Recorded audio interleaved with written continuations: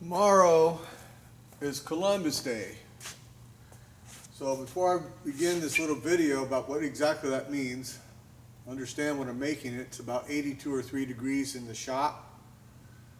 I don't have the money, $250,000 to put an air conditioning system in not my building that my lease is up on in next July. So I'm standing here because I'm sweating in shorts, making this video. That's why you see me sometimes basically with just shorts making videos, because it's so stupid hot. So anyhow, Columbus Day, that's tomorrow. What is it? We've been told since we were little kids, the Nina, the Pinta, the Santa Maria, Columbus landed in 1492, October 12th. Well, the reason why we celebrate Columbus Day is because that was the initial step that began extensive European colonization of the American continents. What did that mean exactly? What exactly transpired? Several things, several issues. First off, the Native American peoples and the plants and animals had no natural defenses for the diseases in the plants and animals that the Europeans brought with them. There was never pigs here. The Native peoples had no concept of how to protect their crops from pigs. They had no concept of needing to put a fence around their crops. They had no defense against smallpox, venereal disease, other diseases the Europeans brought with them.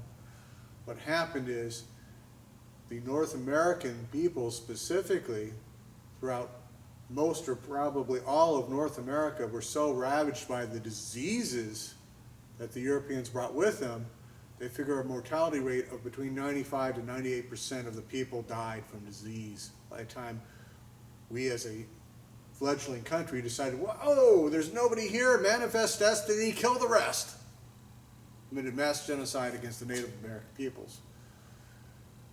All the tribes that we know of completely in North America were non-existent at the time Columbus landed in North America, in the continent. Not the Bahamas where he landed, not the Arawak Indians, that sort of thing, but in the North American continent, they were completely gone.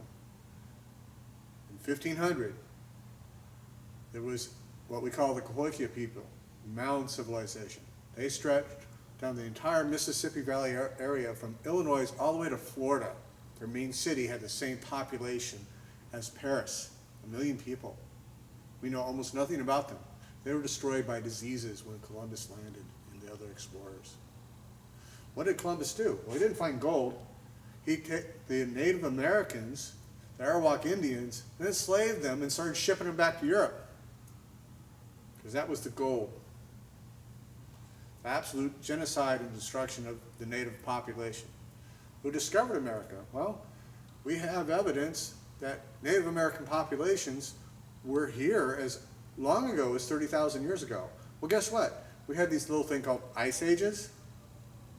We have rising sea levels since then. We don't know really who really got here, because their communities would have been along the coasts, which are now underwater. You follow me? The Clovis people, well, we don't know exactly that either. Their arrow points are the closest to some North European populations. But their DNA is the closest to some Siberian populations. So exactly where do they come from? Well, we don't know. And they died out. They were here at least 15,000 years ago. And the most heavily populated Clovis area is right around Maryland. You know, pretty close to where the glacier would have been. So Columbus, what we're celebrating is the overtaking of the Americas by the European colonizers, which are basically, this land is ours, boom, plant our flag, we're going to kill everybody here and take your stuff. So remember, when you celebrate this, exactly what you're celebrating. You are celebrating the advent of European mass genocide on the Native American people. This is what you're really celebrating.